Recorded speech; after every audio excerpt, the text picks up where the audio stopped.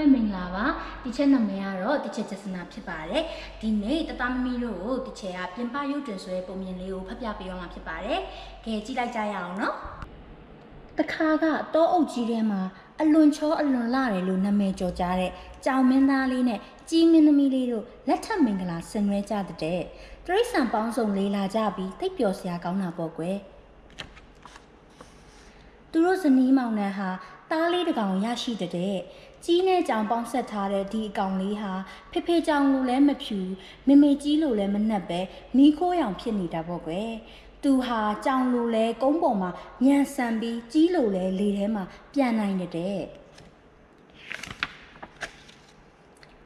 ကြောင်ငယ်လေးတွေဟာသူ့ကိုကြောင်အဖြစ်အတိမတ်မပြူကြသလိုကြီးတွေဟာလည်းသူဟာငှက်မဟုတ်ဘူးလို့ဆိုကြတဲ့ကွယ်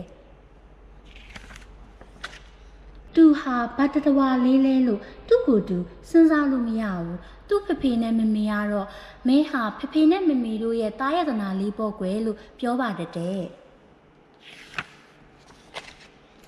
ရက်တော့တောအုပ်ထဲကမြေကွက်လက်မှာတရိษံလေးတွေပေါင်းစုကစားနေကြလေတဲ့ဒီအချိန်မှာကြောက်စရာကောင်းတဲ့ဝက်ဝင်ကြီးတစ်ကောင်ရောက်လာလို့အကုန်ထွက်ပြေးကြရတဲ့ကြောင်ပြန်လေးလဲပြန်ပြီးထွက်ပြေးတာပေါ့ကွယ်ဒါပေမဲ့ငှက်ကလေးတစ်ကောင်ကတော့ခြုံထဲမှာညှိပြီးမပြေးနိုင်ဘူးတဲ့ဝက်ဝင်ကြီးကလည်းသူ့ရဲ့လက်သေးတွေကိုဖြန့်ပြီးငှက်ကလေးစီကိုတွားနေပြီလေ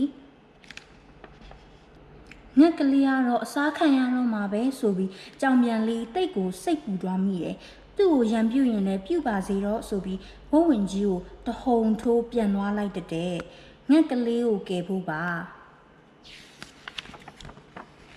ဟိုရောက်တော့ဝဝင်ကြီးကပြောတယ်ဟာအတော်ပဲကြောင်မြန်လေးရေဒီငှက်လေးခြုံထဲညက်နေတာကိုကယ်ချင်တယ်ငါလက်သေးတွေကြောင့်ထိခိုက်သွားမှဆိုလို့မင်းကူပါအောင်လို့ပြောတဲ့